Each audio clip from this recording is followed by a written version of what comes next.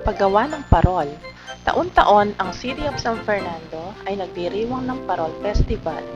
Mga barangay ng San Fernando ay nagpapaligsahan sa paggawa ng parol kung saan ang kompetisyon ay ginaganap sa SM Pampanga at sa Robinson Star Mills Pampanga. Ang mananalo dito ay bibigyan ng karampatang premyo na galing sa City Government of San Fernando. Mga materyales sa paggawa ng parol. Iba't ibang kulay ng papel, papel de hapon, pandikit, glitters, kagamitang kakailanganin, gunting, paraan sa paggawa ng parol. Itupi ang mga papel ng pahalang pahiga ng salitan. Itupi ang gitna ng nagawang unang bahagi. Gumawa ng 5 bahagi ng tinuping papel. Ating isabit sa puno, buhusan ng mga kulay, tambakan ng mga regalo.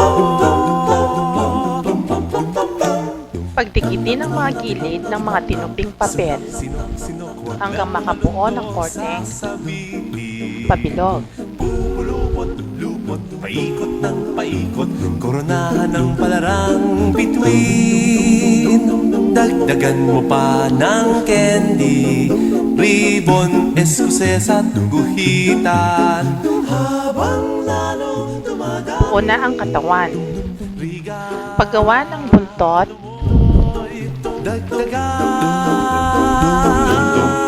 gumupit ng kalahating papel de hapon.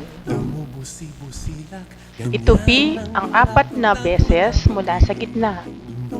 tumitibok-tibok, sumisinok-sinok, koronahan. Gupitin ng pahilis ang magkabilang gilid.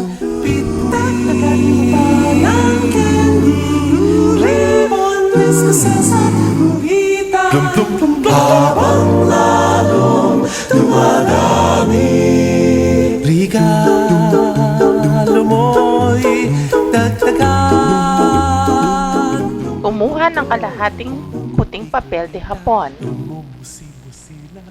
Itupi ang papel ng 4 na bahagi, gupitin ng pahaba, mga 1 pulgada ang lapad ng papel. Koronahan mo pa ng palarang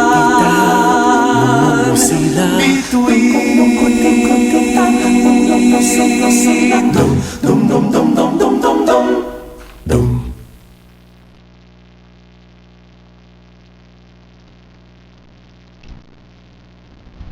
Ipunin ang mga puting papel.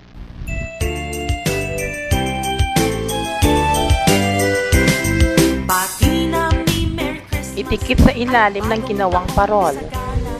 Lagyan ng pandikit ang mga papel at budburan ito ng mga glitters.